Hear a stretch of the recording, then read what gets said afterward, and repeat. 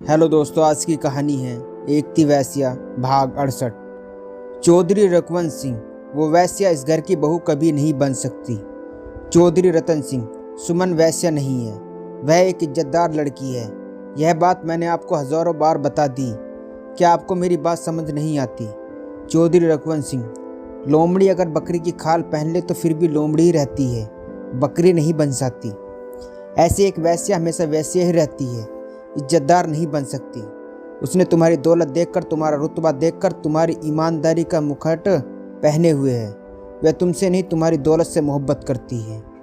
चौधरी रतन सिंह, मैं जानता हूँ सुमन ऐसी लड़की नहीं है, मुझे उस पर पूरा विश्वास है, इसलिए मैंने फैसला कर लिया है, इसी हफ्ते में उससे शादी कर लूँगा। चौधरी रघुवंश सिंह, जब फैसला कर ही चुके हो फिर हमारे पास आने की क्या जरूरत थी? अगर तुम्हें अपनी मनमानी करनी है तो मेरी एक बात कान खोल कर सुन लो।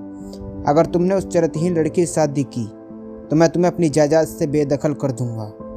चौधरी रतन सिंह, अब तो मैं फैसला कर चुका हूँ, आपको जो करना है कर लीजिए। वैसे भी मेरी नज़रों में सुमन के लिए मोहब्बत आपकी जायदाद से कहीं ज़्यादा बढ़कर है। चौधरी रघुवंश सिंह, एक ऐसी लड़की के लिए तुम अपने बाप के खिलाफ जाओगे जो किसी भी वक्त किसी का भी बिस्तर गर्म कर सकती है। चौधरी रतन सिंह चिल्लाते हुए, बस बहुत हो गया, अब मैं सुमन के खिलाफ एक शब्द भी नहीं सुनूंगा।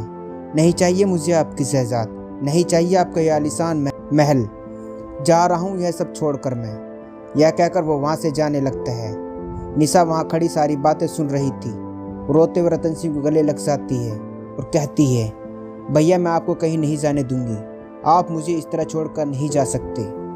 चौधरी रतन सिंह, पगली मैं तुझे छोड़कर कहीं नहीं जा रहा हूँ, मैं तो बस या घर छोड़कर जा रहा हूँ। मैं कहीं भी रहूँ तू तो हमेशा मेरे साथ ही रहेगी। अपनी नन्ही सी परी को कैसे भूल सकता हूँ मैं? निशा, लेकिन भैया। चौधरी रतन सिंह, लेकिन कुछ नहीं, तुम मुझसे बहुत प्यार करती है ना? निशा, जी भैया। चौधरी रतन सिंह, तो मुझे ऐसे जाने दे, मैं वादा करता हूँ हमेशा तेरे कांटेक्ट में रहूँगा। जब भी कभी तुझे मेरी ज़रूरत पड़े तो मैं तेरे याद करते ही यहाँ आ जाऊँगा।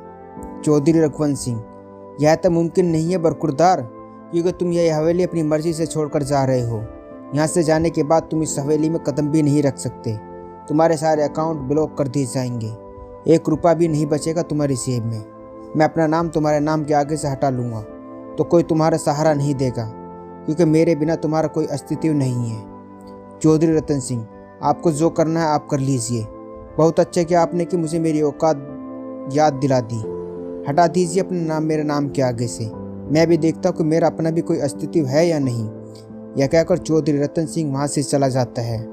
चौधरी रघुवंश सिंह ने रतन सिंह के सारे अकाउंट ब्लॉक कर दिए, उससे अपनी कार की चाबी छीन ली, उसका मोबाइल और वॉलेट भी उससे ले लिया। चौधरी रतन सिंह के पास इतने ही पैसे नहीं थे कि वो कलानौर जा सके। वह सड़क पर इधर उधर घूमने लगा। बहुत सोच विचार के बाद उसने निश्चय किया कि वह कलानौर पैदल ही जाएगा। वह कलानौर जाने वाली सड़क पर जाने लगा। तभी एक कार उसके पास आकर रुकती है। उस कार से एक लड़का निकलता है और वह रतन सिंह को रोकता है।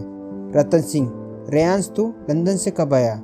रेयांश, कल रात ही लंदन से आया हूँ। मुझे छोड़, तू अपनी बता, तेरी तबीयत तो ठीक है ना? तू सड़क पर पैदल क्यों चल रहा है? इससे पहले कि मैंने तुझे कभी सड़क पर पैदल फिरते हुए नहीं देखा। रतन सिंह, यह औकात है मेरी। पिताजी ने कहा कि मेरा अपना कोई अस्तित्व नहीं है, मैं उनके महल, उनके ऐशो आराम छोड़ आया हूँ। रेयांश, चल तू कार में बैठ, बाकी की बातें किसी रेस्टोरेंट पर चक्कर करते हैं। चौधरी रतन सिंह, नहीं आज नहीं, फिर कभी, क्योंकि मेरे पास पे करने के लिए बैलेंस नहीं है। रेयांश, मुझे तुझे क्या हो गया है? जो तेरा है वह मेरा है, तू मेरा बेस्ट फ्रेंड है।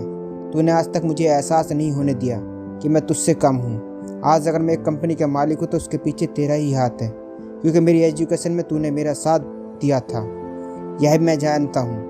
अब चुपचाप कार में बैठता है या मारूं तेरे कान के नीचे? दोनों कार में बैठकर रेस्टोरेंट चले जाते हैं। रतन सिंह रेयांश को सारी बातें बता देता है। रेयांश, कोई तेरे साथ दे या न दे, तेरा यह दोस्त हमेशा तेरे साथ खड़ा रहेगा। तू सुमन को यहाँ बुला ले, हम तुम्हारी कोर्ट मैरिज करा देंगे। चौधरी रतन सिंह, नहीं यार, कोर्ट मैरिज नहीं, मैं चाहता हूँ हमारी शादी गाँव वालों के रीति रिवाज के साथ हो, इसलिए मुझे पहले कुछ काम ढूंढना होगा, उसके बाद शादी के बारे में सोचते हैं। अगर मैं शादी कर सुमन के लिए भी आऊँ तो उसे रखूँगा कहाँ? मेरे पास तो खुद के लिए भी छत नहीं है।